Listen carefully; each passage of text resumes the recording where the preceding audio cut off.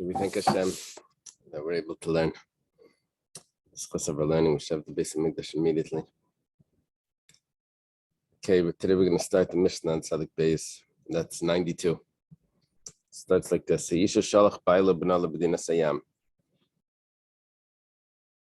woman, her husband and her son went on a trip.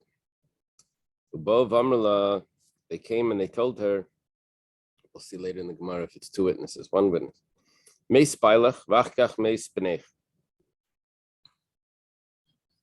That her husband died and that her son died.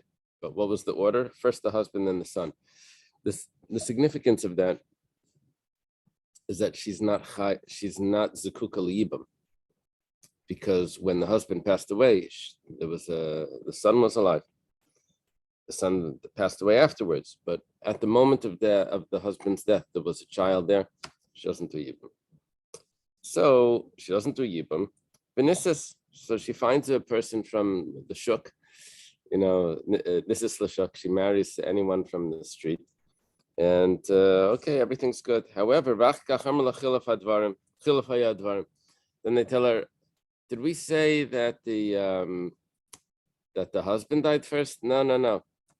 The son passed away first. And really, other witnesses are coming and saying that it was exactly the opposite. The son passed away first, and then the husband. Now, if the son passed away first, that means that the husband passed away without living descendants. That's the case. She has to do Yibam. And she married out.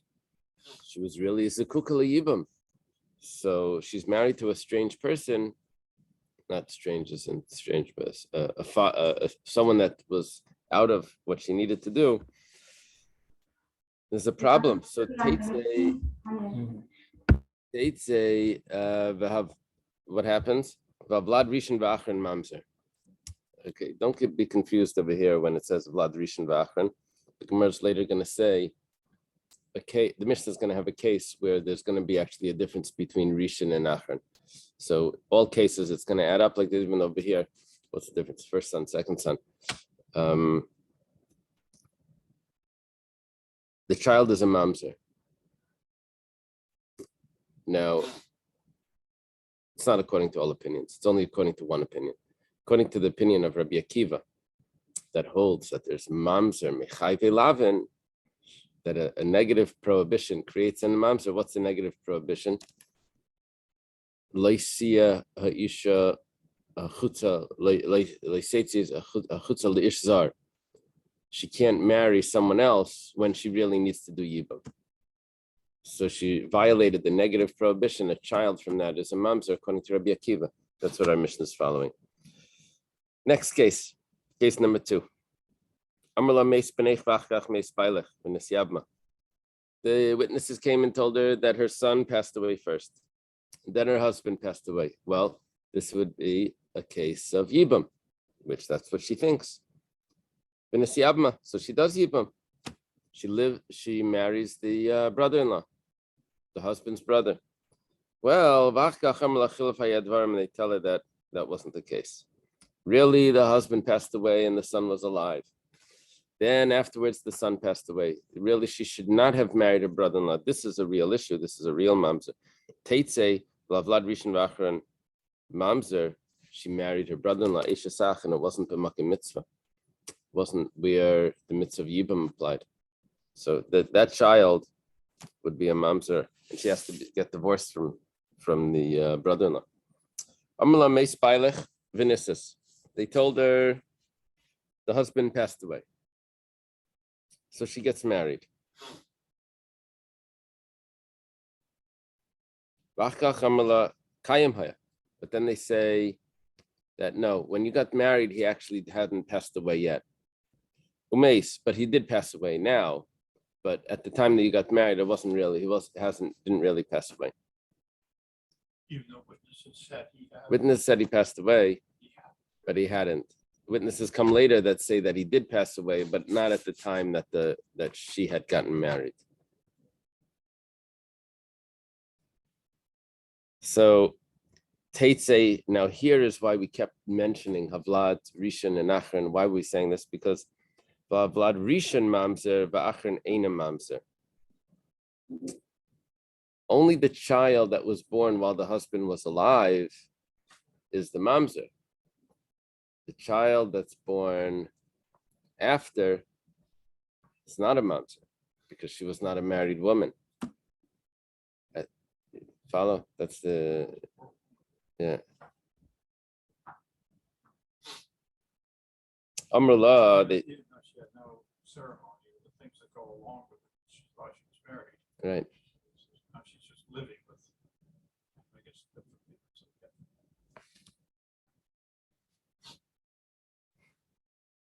Asur Labal, Asur Labayal. She's probably not allowed to stay married to this person now, but the child wouldn't be a mamzer. According to Rabbi Akiva, it's Asur Labal, Asur Labayal. Why is the child, according to Rabbi Akiva, if that's what we're following, why is the child not a mamzer if she's not allowed to be married to him? That's an interesting question.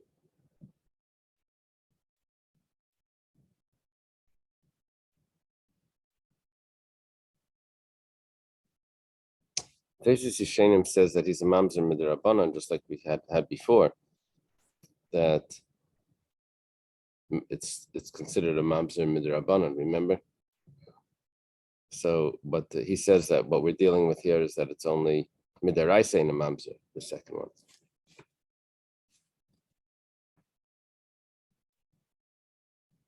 I guess it's not following the opinion of Rabbi Akiva. Okay. So this is a little bit more lenient. They told her that her husband passed away, but she didn't actually get married. She's only betrothed. And then the husband appears. So muteris lachsalei, she can go back to the husband.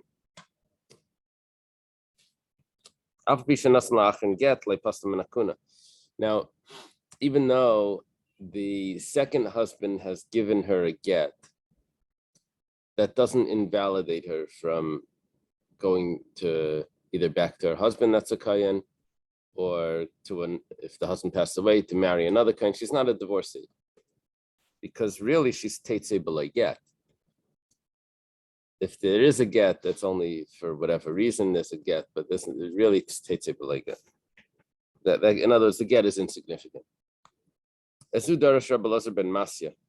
Rabbi Elazar ben Masya taught v'isha grusha mi isha, that a woman that's divorced from her husband, v'lei mi yasheni isha, and not a woman that's divorced from a man that's not her husband. That means that this man was never really married to her. So who was a kayan not allowed to marry a woman that's divorced from her husband, not from someone, it's just a get from some random person. Like here, it's a random person. She's betrothed, but it's not really significant. The Gemara asks the question that we mentioned, my rishon, my achron, why do we say that the first child and the second child, the later child, what are we talking about? Maybe it means before she hears the story and after she hears the story, after she hears the true fact. In the first case of the Mishnah was talking about where her son and husband went on a trip and they told her that her husband passed away first and then her son. So she does not do Yibam. And really it turns out that she was supposed to do Yibam. So we say both the first and the second son and the later son, the later children are mamzerim. What does it mean, first and later? So if that's the case, that it means before she hears or after she hears. Good morning. Listen, let it teach Havlad Mamzer.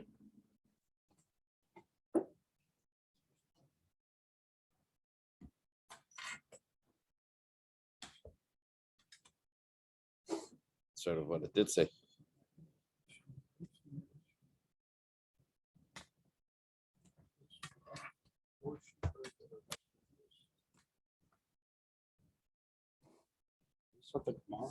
Yeah, we did the next thing. The first one. Yeah, so if they're both the same, so why doesn't it just say Avlad Mamzer? Why does it have to tell us Rishon and Achron? So it says Mishum the Kabbalah Misnei Seifa Amalames Spilach Benissus Vachkach Amalek Kayim Hayomes Rishon Mamzer Achron Eina Mamzer Because we do have one case where there actually is a distinction between an earlier time and a later time. That has to do with if the husband subsequently died, even though when she got married, she wasn't aware of that. The opposite. When she got married, she thought he had passed away already, even though he wasn't. So then there's a difference between when he actually passes away and beforehand. So therefore, because we have one case in the Mishnah where there is a distinction between what happened earlier and later, so therefore the other cases are symmetrical, to match that. This is the words of Rabbi Akiva, Sheimein Kedushin Teifsim B'chayvi Lavin. Rabbi Akiva holds that Kedushin is not Teifes. That means if there's a prohibition to marry this person, so then there's no Kedushin. There's one more point to what Rabbi Akiva is really saying. Ein Kedushin Teifsim B'chayvi Lavin is that there's a mamzer also from Chayvi Lavin. The Chachamim say, no. If someone marries a Yevama,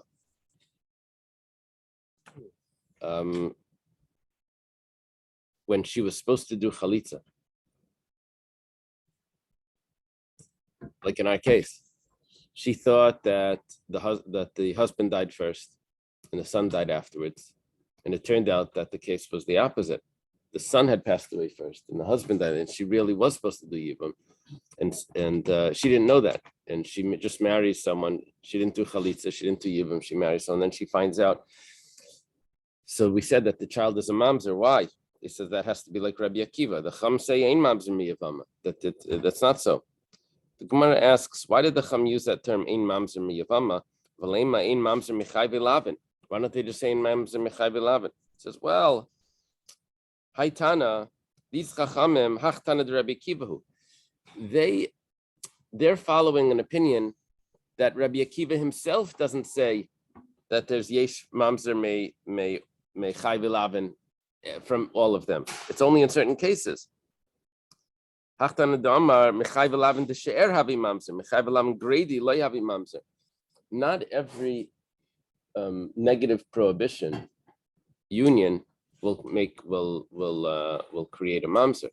It's only chayvi lavin de she'er, only if it's a relative.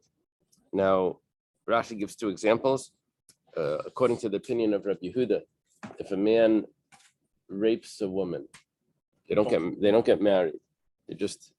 And then the son marries that woman. Was that a prohibited marriage? It's called a nusa saviv. Rabbi Yehuda holds yes. The father, the bad guy's son, marries that woman. So is that prohibited? Well, Rabbi Akiva would say that not only is it prohibited, according to Rabbi Yehuda, but that the child from that would be a mamzer. Another case, if someone marries a woman that was supposed to do yibam, and she doesn't, so that's no, I'm sorry, la yivna.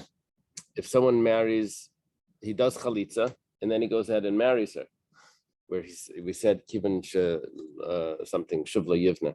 Once he rejects her, he is not allowed to marry her afterwards. Talking about the brother-in-law.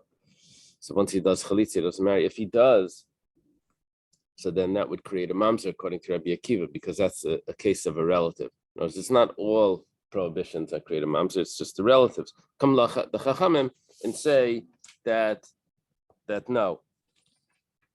Okay, so the chachamim were arguing on this Rabbi Akiva, and they say that ein mamzer miyavama.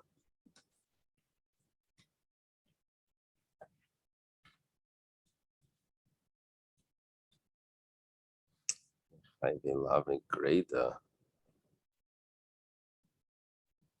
That would be Yevama Lashuk.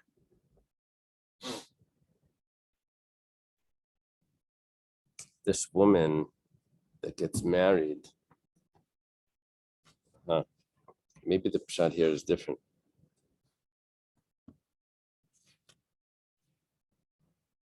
I'm not sure if what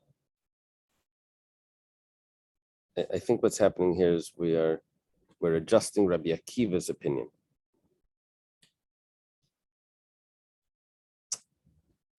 Yeah, the Chachamim's opinion we know. But when Rabbi Akiva says Ein Mamzer Mechai V'Lavin, we're adjusting that to say that he only means Chai V'Lavin the She'er. Okay, Amar Rav Yehuda, Amar Rav. Rav Yehuda says the name of Rav Minayin. Where do we know Shein Kedushin types in Biyavama? Very interesting. If there's a woman that is supposed to do Yibam, but instead of doing Yibam, she marries someone else. So how do you know that there's no Kedushin there, which means that you don't even have to give her a get? It wasn't a marriage at all. The pasuk says Leisia, there shall not be. The widow should not marry out. Leisia b'havaya lezar, she should not have a kedushin. So it's as if the Torah tells me that the kedushin is nothing. It says havaya, that term, that verb to be, is a term that's the Gemara uses for marriage. It uses that when the pasuk says siya, it's a marriage term, so which means that there's no marriage. Leisia, it should not be a marriage. Shmuel Amar Bani Yisena Tzricha Get. Shmuel says because we don't really have clear pshat in our poverty, we're going to require a get. What does that mean? Mesaf Galei Shmuel, because Shmuel has a doubt. Hi Leisiesh Sameis. It says in the pasuk Leisiesh Sameis that the widow of the one that passed away should not be ilalav hudasa. Is it just telling me that there's a prohibition and kedushin is effective? Or is it telling me that there's no kedushin? Is it telling me that you're not allowed to do it, or is it telling me that it doesn't work?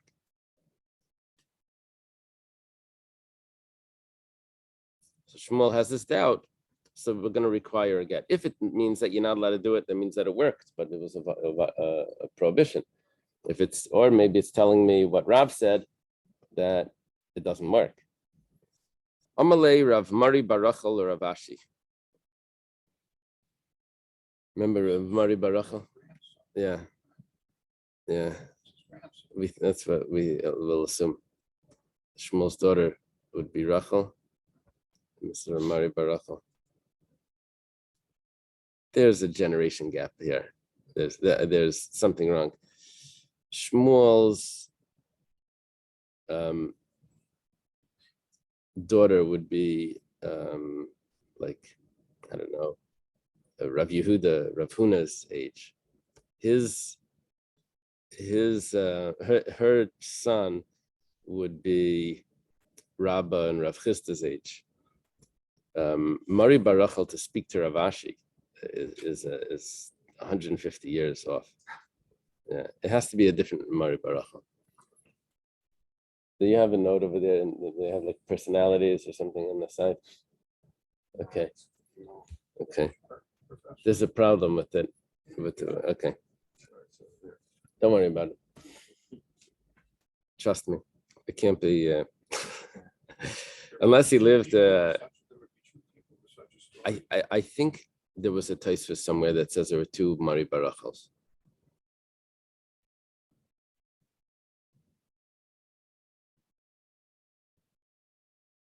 Yeah. No, I don't. I just seem to remember that one of them married Issachar, and this and there's something about that. Do you have a note over there in the article that doesn't say anything? You have to Google Mari Barachal, and it'll show up in Wikipedia. You know, they have pages like that. Okay. He says, so says Ameimar, halacha kavasei de Shmuel. If it's Shmuel's grandson, this would be very nice. Ameimar says that the halacha is like Shmuel, that says that it does require a get. Amar Rav Ashi, Hashid Amar Ameimar halacha kavasei de Shmuel. What does that tell me?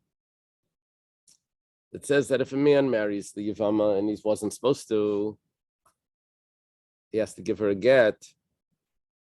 Im haya Yevama kayan. Yevama with a mapake. Yavam Shalah, right? Not Yevama. Yevama. If her Yavam was a Kayan, now there's a little bit of a problem. If Shmuel's correct,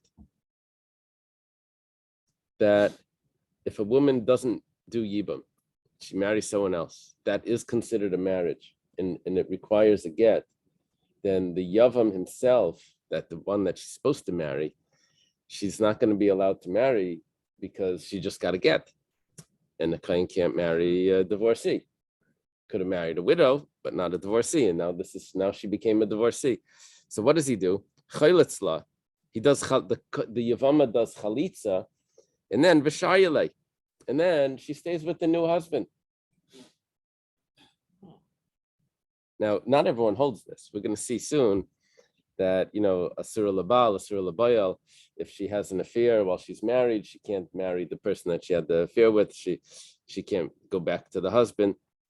What about here, where she's in between marriages? She's a widow, and she also has the yavam that she's supposed to be married to, and then she has an affair. Is she allowed to go back? Is she allowed to stay? She's allowed to go back to the yavam. Is she allowed to stay with the new person? According to Rav Ashi, it sounds like yes. The Gemara says it's gure yitkar. How do they translate that? It's gure yitkar.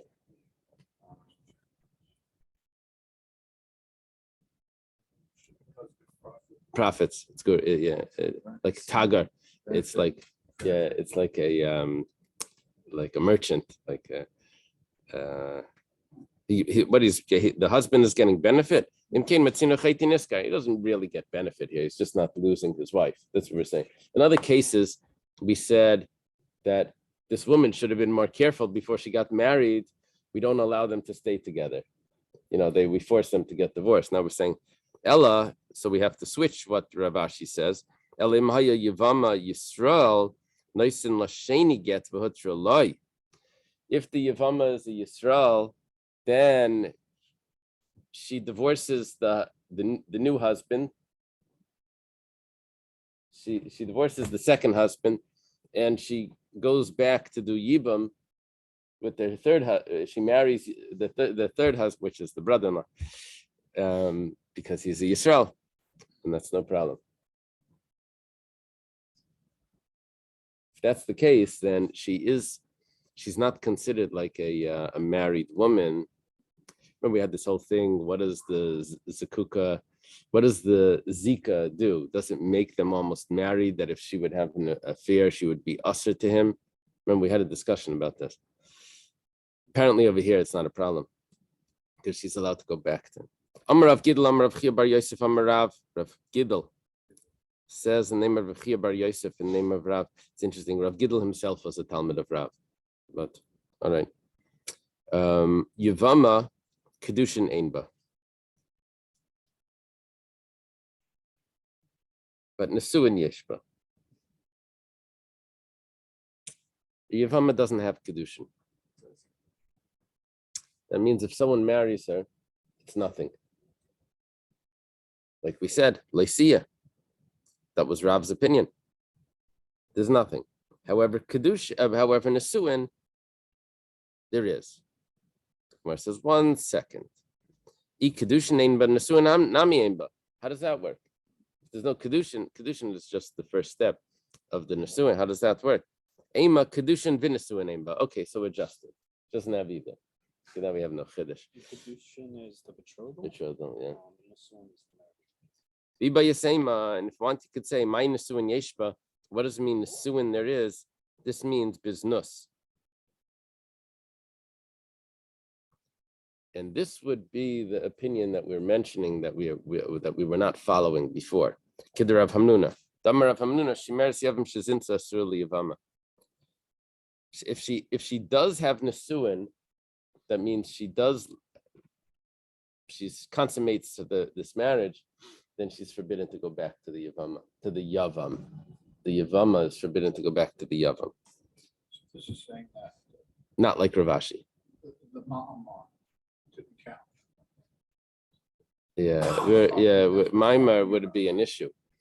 Because isn't that the process of fiducian for? No, but we're not referring to the Mimar. We're talking about if a stranger comes and gives her kedushin, we say that that's nothing, right? We say that that's nothing.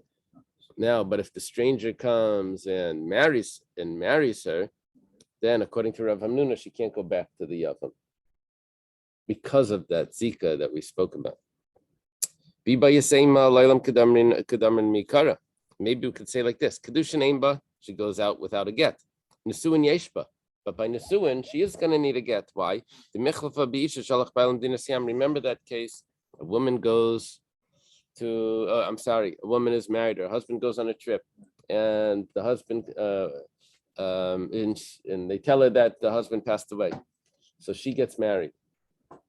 Now it depends. If she had Kedushin, then when if the husband really didn't pass away, the husband returns, she's allowed to go back to her first husband, and she doesn't even require a get because the Kedushin from the second husband. But if she had Nesuin, then she has to get a get from both of them. Marries neither of them. Well, it depends if there were two witnesses or one witness, and then even that was a discussion. But what we're saying over here is that the requirement of a get would also require the same, would also be if there was a Yevama that gets married when she wasn't supposed to. So also over there, just like there's no, just like the woman that wasn't supposed to get married, also the Yevama wasn't supposed to get married to him. But if she does, she's going to require a get in comparison, compared to the woman that got married when she wasn't supposed to. Rabbi Yanai says, Rabbi Yanai is a teacher of Rabbi Yochanan. You have that on the chart, that we should look in the chart, but that's what it is. Yeah, I have it here. Top right. Side two. Yeah. Rabbi Yanai is directly above Rabbi Yochanan. We're back to Israel. We're back in Israel, yeah. Very important. Good for you. Where's Rabbi Yossi Bar Zavda? No, I'm kidding. I only have the other one. So yeah, that's over here. Yeah, so right above him is Rabbi Yanai. Yeah, there's a Rabbi Yanai, I think that's a student of his, but Rabbi Yanai is his teacher. But you know what I read recently? Rabbi Yossi Bar Kanina. He's the person who means when it says they left in the West. Yeah. Where do you read that? The Gemara in Sanhedrin. Is it Yudalad, Yudzayan? Yudzayan. That's a very important column, that piece. It says everything, all the who's who. Sabi, the Pampadisa. Okay. So, Bechabura Nimnu V'Gamru, it's been decided that in Kedushin Teifsim B'Yavama, that they paskin like Rav. That's what Rabbi Yanai tells us. Amalei Rabbi Yochanan. Rabbi Yochanan tells to Rabbi Yanai, Rebbe, my teacher, Loi Mishnah Seinu Yizu. Isn't that a Mishnah? The Tanan, we have a Mishnah that goes like this. If a man tells a woman, behold, you are married to me after I convert. You can see this happening. Tiskairi means is the way he says to a woman. After you convert, this is the Kedushin money. After I'm emancipated. After you're emancipated. This sounds a little doesn't sound so proper. After this is the marriage money after the husband dies. This is even worse. This is he's married to the sister, and he says to his sister-in-law, when his wife, the sister, passes away, here's your money already from now to the for the marriage, because he's allowed to marry his sister-in-law if the wife passes away.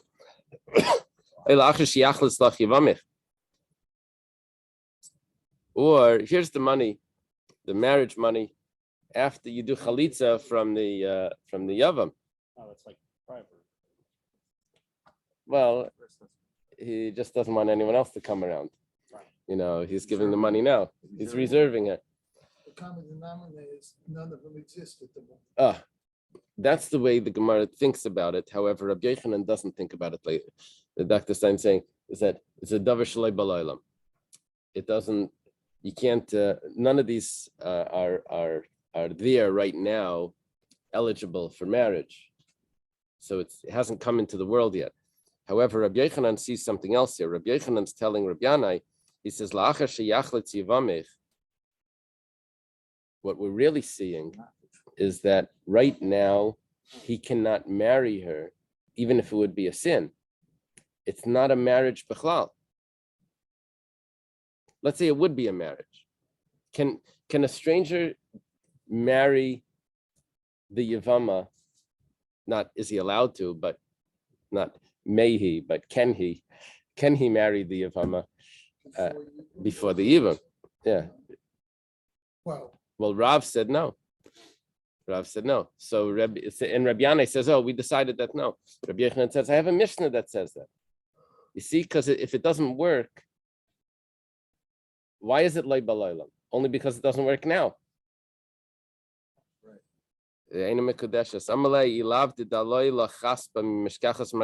say, if you didn't lift up this piece of clay, I wouldn't have found the pearl that was underneath it. Since he just revealed, he revealed what's the pshat in this Mishnah. We would have thought that the Mishnah is just telling me, oh, davar shlei b'laylam. It's telling me more than the davar shlei. It's telling me also another halacha that it's not possible now. That's why it's a davar shlei b'laylam. In other words, the question is kedushin effective? Do you need a get if someone marries a shemeres yavam, a woman that's waiting for Yivam? Does that require a get? So Rav said no.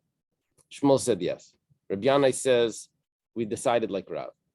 He didn't say like Rav. He said, we decided that it doesn't require a get. Rabbi Yochanan says, I have a Mishnah that says it. Now, the Mishnah doesn't really say that, but the way he's learning the Mishnah, he's getting that from the Mishnah. And Rabbi Yanai is saying, wow, that's an important point you brought out. Amalei Rish Lakish, he loved the Kalsach Gav Rabba of Mina Lachanam Masnis and Rabbi Akiva Damar condition types in B'chayvi Lavin. Rish Lakish says, well, something like, don't let this get to your head. He says, if you weren't praised by a great man, I would have just told you that that's actually not the pshat. I would have said that it's really Rabbi Akiva that in condition types in B'chayvi Lavin. It doesn't have to do with the shemeres yavam can't get kedushin. It's talking about that because she's not allowed to get married. There's an opinion that Rabbi Akiva that says none of these women is kedushin typhus, and it doesn't have to do specifically with the shemeres yavam the way Rav learns that pasuk or whatever. Yeah. It's interesting. Every case here is totally on the woman, because we learned that if a guy says, I'll become a tzaddik, which is mikudeshes. So if it's totally on him, it would work. But here he's making it dependent on someone else who we don't know if this will ever happen. I mean, that's also a difference, maybe. Yeah, but he said both. Lacher she eskayer, lacher she tiskayri. Oh, he put in the eskayer. Yeah. Forgot about the eskayer. There was a taste for somewhere in why does it in Kedushin, I think lacher she eskayer. Why isn't it up to him? It's balaylam. If he wants to, they'll do it, right? And Taisa says that it's really not up to him; it's up to the Bezdin. So this comment that Randy made, is this a derisa or the Rabbanan? This has to exist now. That's a very interesting point. You have to wait for there's a Taisus Yeshenim that discusses this over here on the next page. You'll see it over here. Okay. Rabbi Akiva, ki amala lachar she'achzal tivam echlitzlik like kedushin. Dashamin leila Rabbi Akiva damra the makdav shlei balaylam. You have a problem with this. Rish Lakish said that it really could be the opinion of Rabbi Akiva. And Rabbi Akiva holds that Kedushin is not typhus b'chai v'lavin. So what's the big deal about the Yevama? It's a regular chai v'lavin. And so we're saying over here, which means it's a negative prohibition. We're saying over here is that, well, I know that the marriage wouldn't work right now, but Rabbi Akiva actually holds that adam makne davar shlei b'laylam. There's a machlekes about if a person can acquire something that doesn't exist yet. Didn't he marry a Geras? He did marry a Geras. Maybe that's where the thought came from. Let's see, a wild, Well, wild source. he said, she's not yet, but maybe soon.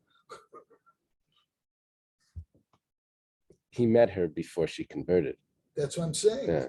And then, so maybe at the third. Is this Okay. Rabbi Akiva's wife? She was. No, Rabbi Akiva's wife was his first wife, at least. We think of the first wife was Rachel, was the daughter of Kalba Savua. But Rabbi Akiva did have another wife, was who was previously the wife of Turnus Rafas, and either divorced or died. She converted and she married Rabbi Akiva. Because Rabbi Akiva is also a convert. Rabbi Akiva is also a convert. Oh, so there you go. That's the Iskaya. Okay. But he already did it. Or a descendant. Okay, so what does he say? Ditanan, we're on top of Tzadik Gimel. Kainam, if a woman says an expression of that it's going to be forbidden unto you, she's saying to her husband, Shani Yisla Picha, whatever I do, you're not allowed to, you cannot have benefit from. Knows the work of my hands, my income, you cannot have benefit from. A person can make those sort of vows, say everything. She's saying to it. Yeah. No, she's married, and she just tells her husband that she makes everything that she does asr to him. So it wasn't the prenuptial, she did in the middle of the marriage. In the middle of the marriage. Ein tzarech lahafer. Post-nuptial. The sage at post-nuptial. The first opinion here says that it doesn't even need annulment because she can't say that. It's already given to the husband, everything that she does. Rabbi Akiva Imer Yafa. Rabbi Akiva says, no, it needs to be annulled. Why? Shematadif alav yoser min haroyalai. There's a certain amount of income that actually goes to the husband, but after that amount, it goes into her own private bank account. And so when she's going to earn that amount, then this vow is already taking place. So what's happening, according to Rabbi Akiva, is that she doesn't have that amount now, but when she gets there, the vow is going to be effective. I mean, it's a vow taken on something that doesn't exist is effective. If that's the case, then adam makna davar shlei b'laylam. The Gemara says itmar Allah, but 1 second, that's not necessarily so because Amar Rav Huna Bered Rav Yeshua Beimeres Yikadshu Yadai La'isayim. The Yadayim is Nubalma. What she really is saying is that my hands should be consecrated to the one who made them, and the hands actually exist. My siyada means the work of her hand. That means that she's consecrating not the work that doesn't exist or the income that doesn't exist, but she's consecrating her hands, and her hands do exist. And so that is not a proof that Rabbi Akiva holds that Adam Makna Davar Shlei B'Laylam. This argues with Rab Nachman Bar Yitzchak. Who argues with Rab Nachman Bar Yitzchak? This that we said that Rabbi Akiva holds. Ein Adam Makna Davar Shlei B'Laylam. Dam Rab Nachman Bar Yitzchak. Rab Nachman Bar Yitzchak says that Rav Huna kirav, Rav kirab Yanai, Rab Yanai kirab Chia, Rab Chia kirabi, Rabbi kirab Meir, Rab Meir kirab Blaza ben Yaakov, Rab Blaza ben Yaakov kirab Akiva. The Amar Adam Makna Davar Shlei B'Laylam gives us a whole slew of teacher, student, teacher, all the way back to Rabbi Akiva, that a person can acquire something, a makna, can give something over that even though it doesn't exist, right? Is this like Yeah. futures, or is it just that you planted a crop and you don't have it? So that, I mean, how remote into the future does it? Yeah, that's a discussion. That's a discussion exactly what this means. What when you say futures, what does that term mean? Because I'm buying the wheat crop of the year 2050. Yeah, So that's what it would mean. So, Yeah, so there's a far. discussion if the tree already exists, and if that, but the crops don't exist. The seeds exist, but the crops don't exist. It makes life hard for farmers. Because farmers either borrow money to buy something to plant for next year, or they sell what we Futures. produced in advance. Those are Right. the two ways they work. Third way, the government gives them money not to produce. First things in. The second way is issuing ribs, isn't it? That's what I've read. The futures, to sell futures. Yeah. There's a concept of sub. So-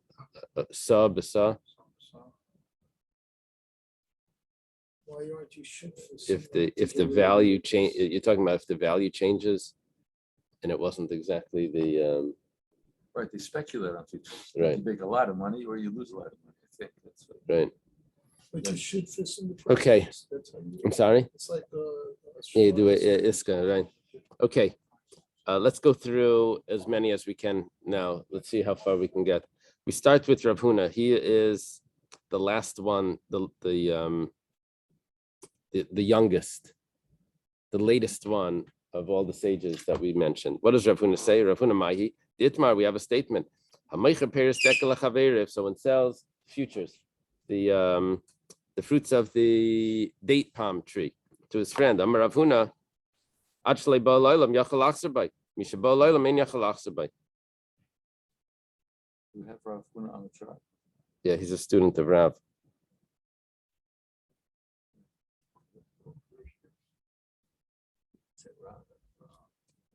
Right on the. This road. looks like A marine chart right on the road.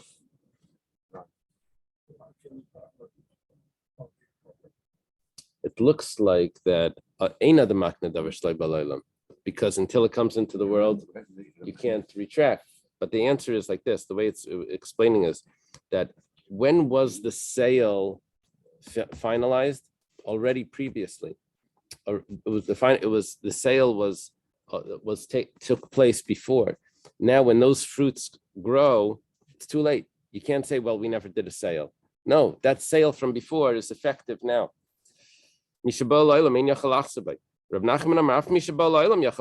Nachman says, no, even when the fruits do grow, you never made a sale here, because that sale was before they existed.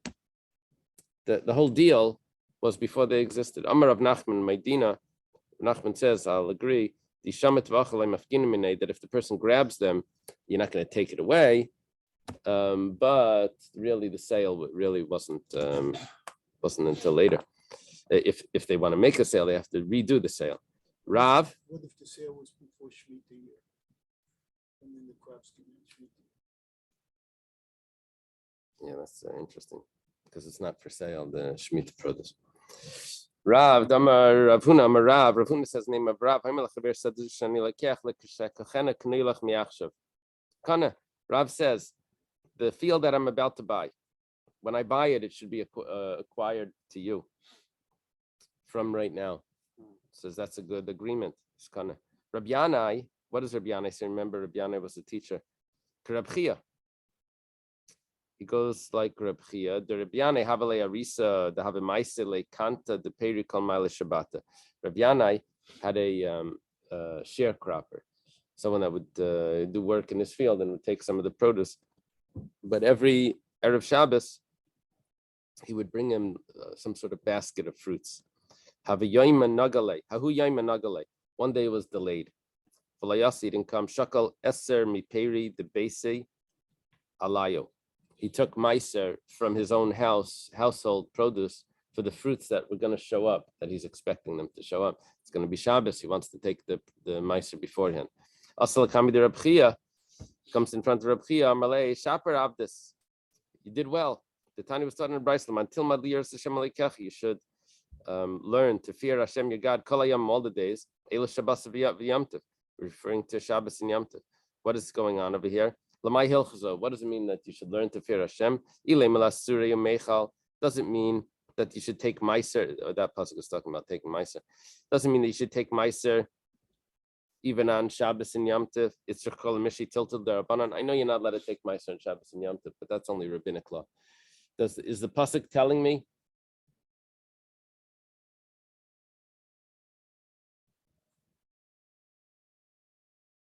that it's permissible?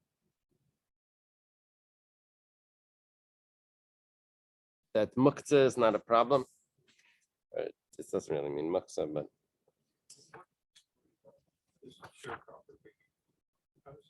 what we're saying is that Rav took, not Rav, Rav Yanai took Meiser without having even the fruits there. And so he's expecting them to come.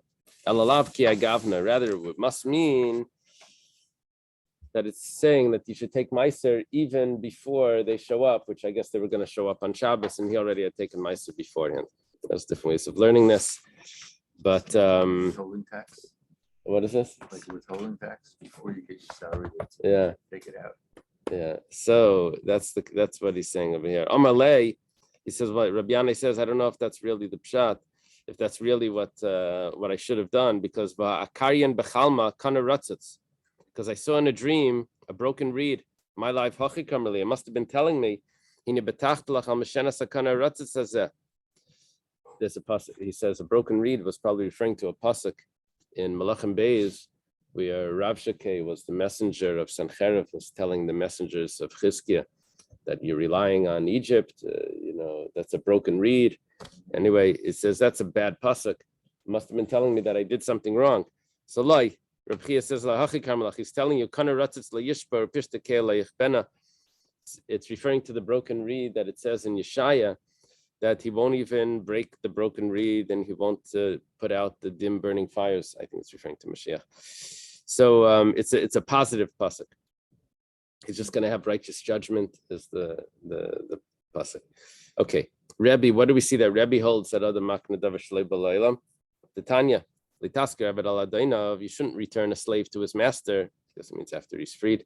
It says Rebbe Yomer b'lekech aved al manas l'shachar akasam medav. Rebbe says it's talking about if someone buys a slave on condition to free him.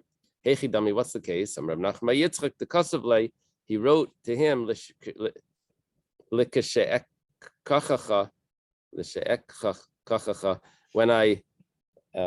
when I purchase you, you're owned by yourself already from now. Okay, that means that even though he didn't buy him yet, but that agreement is already effective. Reb Meir, where we have that, the Tanan Haimalisha Riat Mekudesh Lach Sheskaylach the Skaylach Shestacher Lacher Shetistachri Lach Shamaspilach Lach Tamas Achesech Lach Shiachsach La Yachlix Lach Yevamich Ina Mekudeshes and Reb Meir Mekudeshes. Reb Meir says that all those cases does work. You heard Dr. Stein. All of those marriages work. Why? It's a davar shlei b'laylam. He holds that that's acceptable. You can sell futures. Rabbi Elazar ben Yaakov, the Tani Yisrael can Rabbi Elazar ben Yaakov. Afilim Amar Peir Seruga Zut Tlushim Yechum Al Peir Seruga Mechabaram Al Peir Seruga Mechabaram Al Peir Tlushim L'Kshvir Shlish V'Yitlishu V'Vir Shlish V'Yitlishu Dvar Kayamim. If a person says that this row, which is not harvested yet, should be truma on this row that is harvested, or that this row that is harvested should be truma on this row that's not. So, or after it grows a third and it's removed. So once it grows a third and it's removed, so it's considered truma. But he only said this before it was even at that stage. So we see that other makna davar shlei b'laylam. Rabbi Akiva, where do we see that? The Tanan. We